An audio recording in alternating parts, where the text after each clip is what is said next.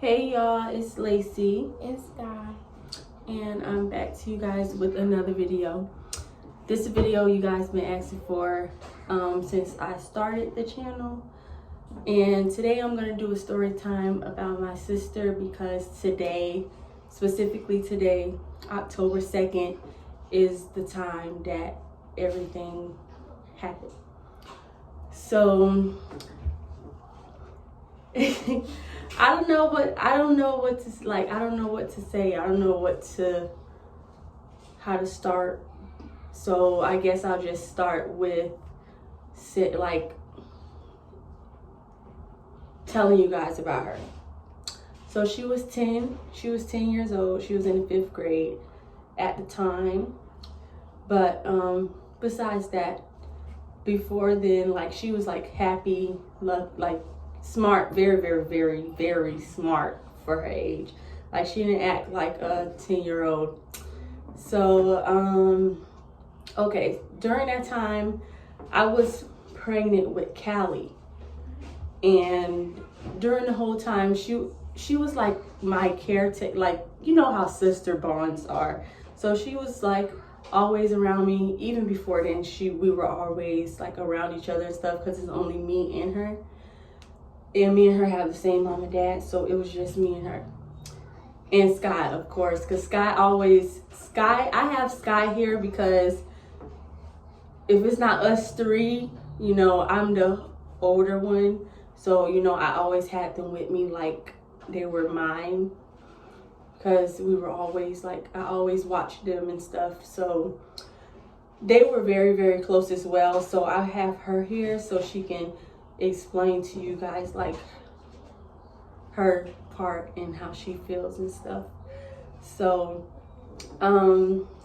okay, so getting to the video. So up in May, so ever since my sister was born, she always had like headaches and stuff, but nobody never really knew like why she had headaches and stuff. So, you know, she like grew up having like little headaches and stuff, and then they would be like very rare. Like, she would have them every once in a while and stuff. So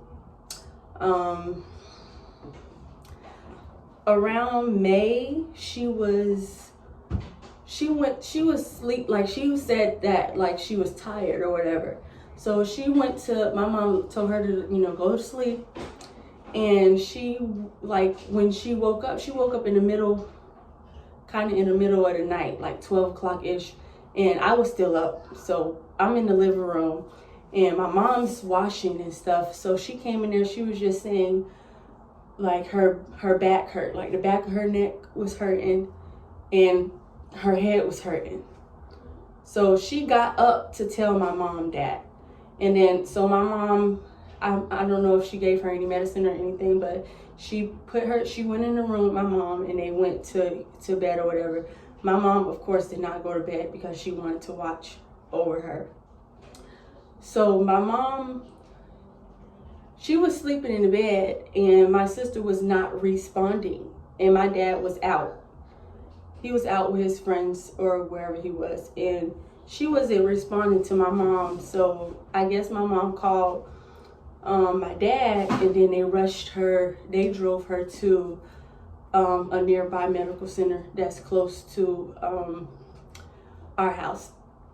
When she got to the medical center, I believe my dad said they had them waiting, which I hate, because you know, when situations like that happen, they don't never like try to rush to nobody rescue or see what's going on. So I believe they had her waiting, and because she was a child, like she was 10, they had to transfer her all the way to a hospital in Miami. So they had to wait for an ambulance to come down, then drive her from here to Miami, which is like an hour, like a 45 to an hour drive. So during that time I was pregnant. So in the beginning I was able to go to the hospital and stuff during that time, but then towards the end I wasn't able to go to the hospital. So I didn't get to see her like everybody else got to see her. And then okay, so they transported her to the hospital in Miami, and they said she had fluid in her brain. So we were surprised because we didn't know anything like this. Like, I don't know if my mom knew or any, like, doctors told my mom this stuff. I think they were misdiagnosing her. So when they sent her up there to the hospital, that's far away, like that's an hour away from us, I told y'all. So I had to stay home, and my mom and dad was with her while she was in the hospital. But my dad had to come home every now and then to check on the house. So during that time, honestly, I feel like, I don't know, I can't explain to it, because this is my first time like opening to people and trying to explain. So y'all have to excuse me, but I'm always talking about my sister, but I never get into deep, like, anything about her. I always just be like, oh, she this, she that, she's smart, like, you know, stuff like that. But sorry, but anyways, they was trying to brush off their shoulders the situation to me, saying like, oh, they weren't responding. I'm just asking, okay, is she okay? Nobody was responding to me. So I felt hurt, because now I'm very, very lost. Nobody's not telling me what's going on. Then when my dad comes home, he would tell me, oh, she wiggled her toes today, or she moved her hand today. And I feel like she wasn't doing that. I feel like he was only saying that so I wouldn't be sad. But a lot, when I can't even ask them, because they're still going through the process of losing her. So I cannot bring it in myself to specifically sit there and ask them, oh, what happened? Like, why? I can't do that, because I can't see my parents sad. If when I'm coming around them, I only want to see them being happy. So I always try to bring the happiness around when I go around them. But he was like, oh yeah, she's moving her legs, she's moving her feet and stuff. Anyways, so I was having false hope, like everything was going to be fine, but really she lost her brain activity. So on October 6th, that's when they decided that they was gonna pull the plug. So they was telling everybody to come to the hospital and stuff. I could not go to the hospital because I told y'all I was 9 months pregnant. So they would not let me back into ICU. So I wasn't able to see her at all. So everybody seen her but me. And then all I know is that they pulled her plug and she passed away. And then they was not telling me. I just seen people, like my family members on Facebook, like, oh my God, not my cousin, like praying and stuff over Facebook. So I got up. I was walking. I don't know where I was walking, but I was walking outside all over, like everywhere, because nobody was telling me anything. So I was like just walking and walking and walking and walking and crying. And then my auntie she was driving around looking for me. And then she finally seen me. And then she was like, what you doing? You can't be, she was like, you about to have your baby. You can't be walking around and stuff like that. Like you're 9 months pregnant and it's not safe for you to do that. So when I got in the car, she called my mom and my dad. She was like, y'all need to tell her what's going on. So she hung up the phone with them, and then they came home. When they came home, they came to pick me up, and I got in the car. And then my mom was like, Tanara? And then I just was not talking. I just was out of my mind at the moment. And then she was like, Zaya didn't make it. When they told me that they pulled her plug that day and she did not make it, I was hollering and crying so bad I could not walk. They had to help me, carry me in the house. And as soon as they told me that, I went into labor with Callie. As soon as they told me that. So as soon as they told me they pulled the plug, my baby started coming. Which I find very weird because my baby acts so much like my sister, and she always with Skye. Callie's about to be 3 years old, but she always with Skye, like she knows Skye and that she tries to be her best friend or whatever. So they really, really close. So that's why I have Skye all the time and Skye always here, because now Skye don't have really nobody to be around like that. And they used to be together a lot, and y'all will see the pictures and stuff. So we all got the same grandma, so we're like really, really close. So when that happened, I went into labor and went to the hospital, and I just kept saying, she told me she wanted to be here. Like, I was crying, like, she told me she wanted to be here, because she did. And that's not fair. I feel like that's just not fair. That's not fair. But you cannot question God. But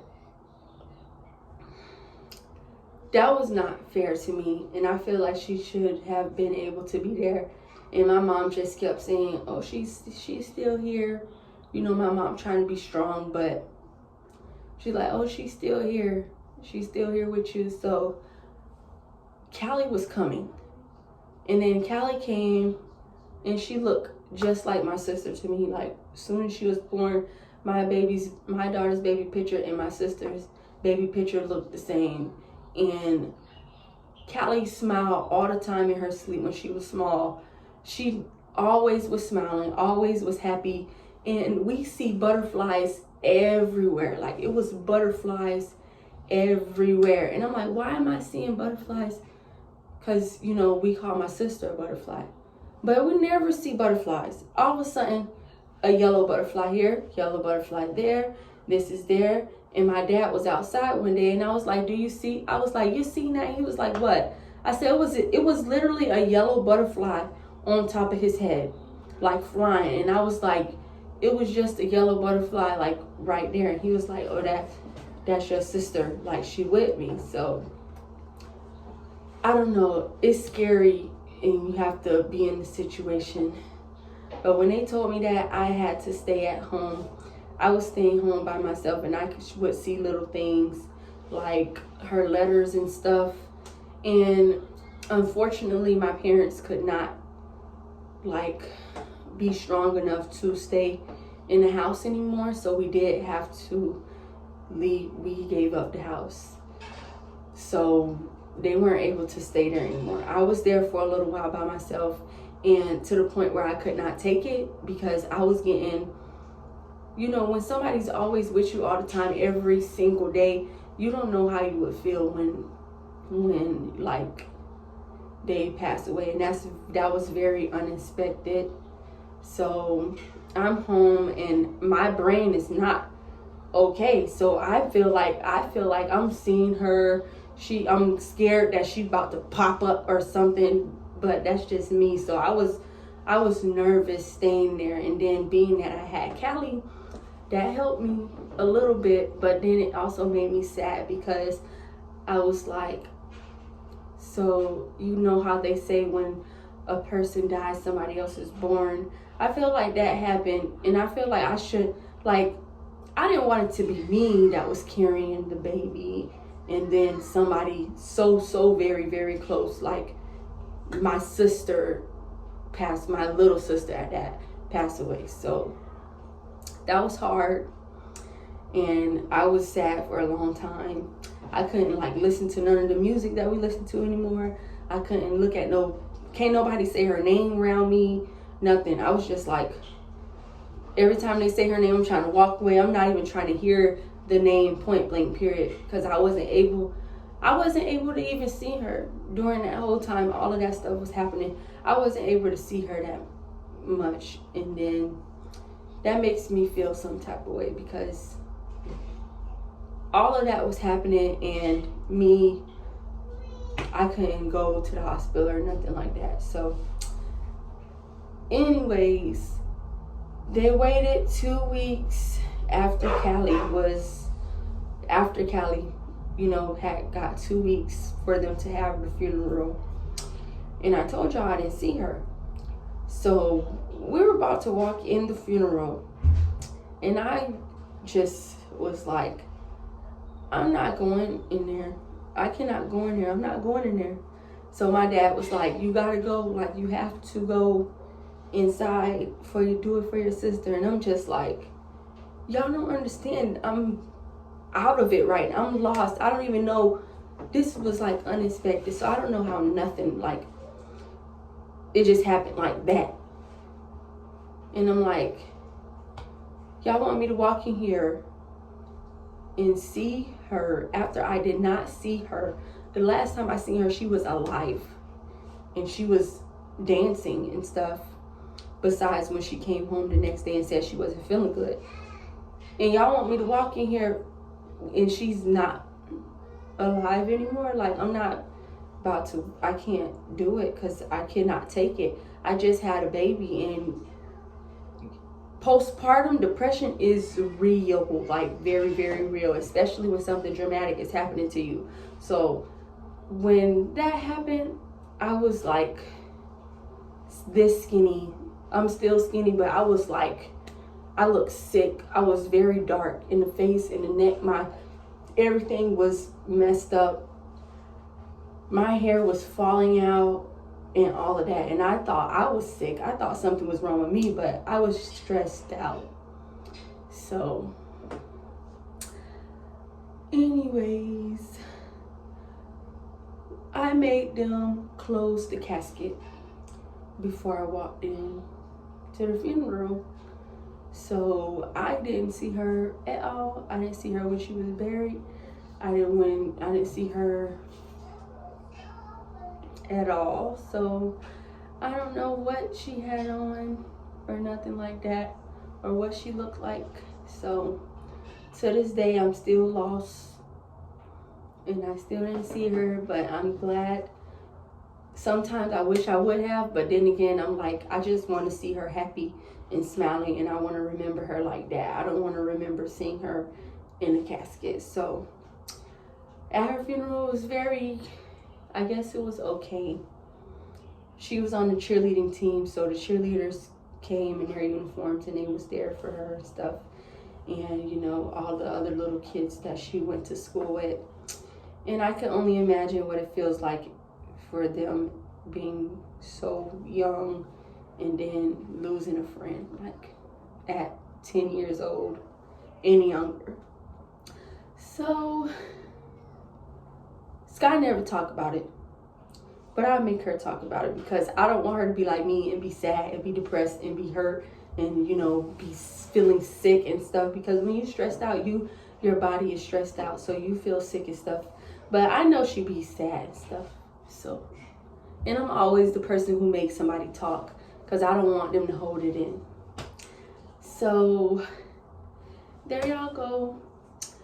I just told y'all pretty much the little scenario, the little piece that I think y'all should hear. Y'all wanted to know what happened. That's what happened. That's how it ended. But we still talk about her daily because, like I said, Callie act just like her, and Callie's very, very smart for a 2-year-old. So it's like weird because she be saying stuff that nobody would expect her to be saying at the age of 2 years old. But anyways, I'll let Skye say her little piece, whatever she wants to say. So when I found out Zaya died, my mama, she was picking me up from after school. I got in the car. We was halfway home, and she was like, Zaya with the angels, and then I started crying. And the funeral, it was sad. I was crying really bad.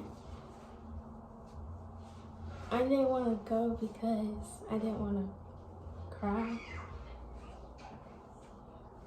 But yeah. Anyways, that's it, because we're not trying to be crying on here, but we had somebody to help us, Callie, and she's so funny, y'all. She just be bubbly and stuff, so I'm thankful that Callie was able to be people's rock or whatever during that time. But anyways, that's it for this video. Like, comment, and subscribe, and I'll be back to y'all with more videos.